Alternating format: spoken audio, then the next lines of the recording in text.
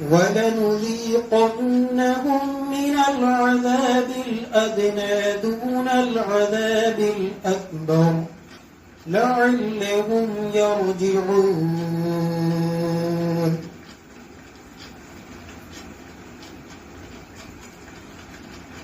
اللہ تبارک و تعالی نے مدین والوں کی طرف پیغمبر بنا کر بھیجا ہے حضرت شعیب علیہ السلام کو۔ حضرت شعیب علیہ السلام کی قوم جو کہ اصحاب مدین کہے جاتے ہیں،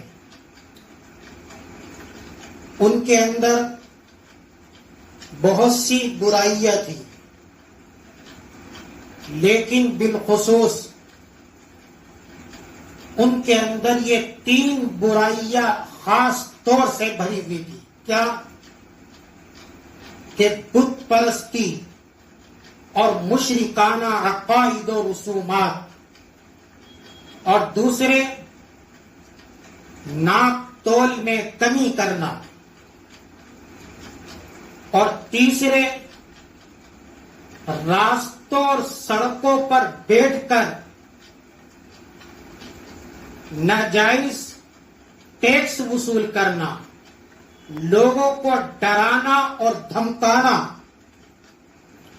اور حضرت شعیب علیہ السلام کی دعوت پر، حضرت شعیب علیہ السلام پر ایمان لانے سے روکنا، یہ ان کی خصوصی طور پر برائیاں تھی۔ حضرت شعیب علیہ السلام نے آ کر کے مدین والوں کو ان تمام غلطیوں سے اور برائیوں سے روکا ہے۔ قرآن اور حدیث کے اندر تفصیلی ذکر موجود ہے، میں مختصر خلاصہ عرض کر رہا ہوں۔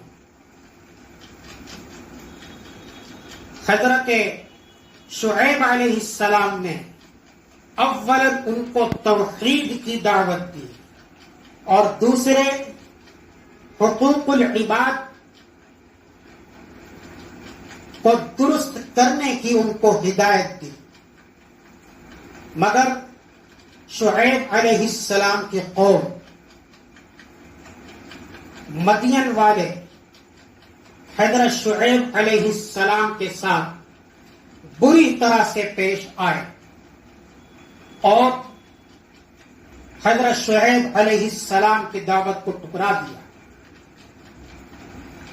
اور انہوں نے حضرت شعیب علیہ السلام اور کچھ لوگ جو ان کے ساتھ ایمان والے تھے، ان کو شہر سے بھگانے کی دھمکی دی۔ لَنُخْرِجَنَّكَ يَا شُعَيْبُ وَالَّذِينَ آمَنُوا مَعَكَ مِنْ قَرْيَتِنَا، شہر بدر کرنے کی دھمکی دی۔ تو ان کی نافرمانیوں پر اللہ تبارک و تعالی نے یہ عذاب بھیجا، جو بڑا دل دہلانے والا عذاب۔ کیا؟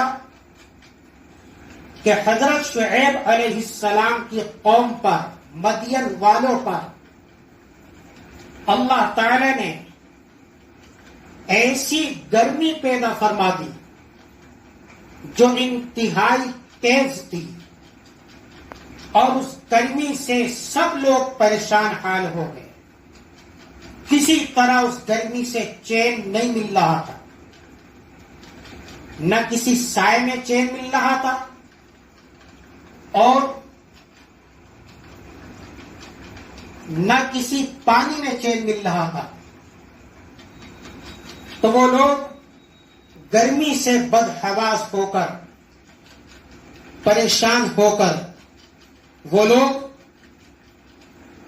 تہخانے کے نیچے پہنچے، نیچے تہخانے میں پہنچے تو وہاں اوپر سے بھی زیادہ گرم پایا۔ تو پھر وہ لوگ شہر سے باہر جنگل کی طرف کو دوڑے. جنگل میں دیکھا کہ ایک بادل جس کے نیچے ٹھنڈی ہوائیں چل رہی. تو یہ لوگ سخت بدحواس تھے. اس ٹھنڈی ہوا اور بادل کو دیکھ کر اپنی اسی بدحواسی میں وہ لوگ اس جنگل میں بادل کے نیچے پہنچ گئے. اور جب یہ سب لوگ وہاں پر جمع ہو گئے تو پھر کیا ہوا کہ وہ بادل ان سب لوگوں پر آگ ہو کر کے برسا اور ساتھ میں نیچے سے زلزلہ بھی آیا ہے جس سے یہ سب لوگ راک کا ڈھیر بن کر رہ گئے. ارشاد فَأَخَذَتْهُمُ الرَّجْفَةُ،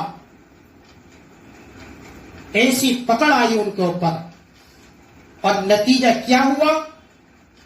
ارشاد ہے الَّذِينَ كَذَّبُوا شُعَيْبًا كَأَن لَّمْ يَغْنَوْا فِيهَا،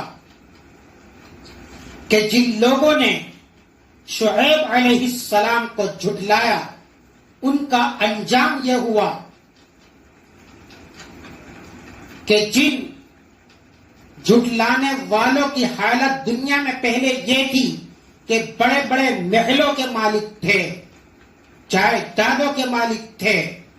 کیا ارشاد فرمایا؟ کأن لم یغنوا فیہا، کہ اس عذاب کے بعد ایسے ہو گئے جیسے کہ دنیا کی زمین میں وہ لوگ کبھی بسے ہی نہیں تھے. آج گزری ہوئی امتوں پر عذابوں کے آنے سے ہم لوگوں کو بھی سبق لینے کی ضرورت ہے.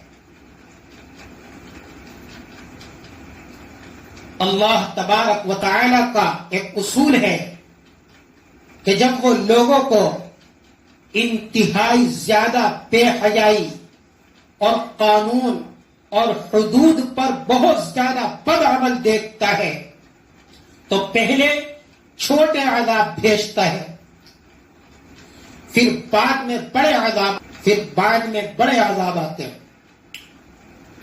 ارشاد ہے وَلَنُذِيقَنَّهُم مِّنَ الْعَذَابِ الْأَدْنَىٰ دُونَ الْعَذَابِ الْأَكْبَرِ، کہ ہم ان لوگوں کو ضرور بڑے عذاب سے پہلے چھوٹا عذاب چکھائیں گے تاکہ وہ لوگ توبہ کر لیں. فَلَوْلَا إِذْ جَاءَهُمْ بَأْسُنَا تَضَرَّعُوا، کہ جب ان لوگوں کو ہماری سزا پہنچی تو وہ لوگ ڈھیلے کیوں نہ پڑے.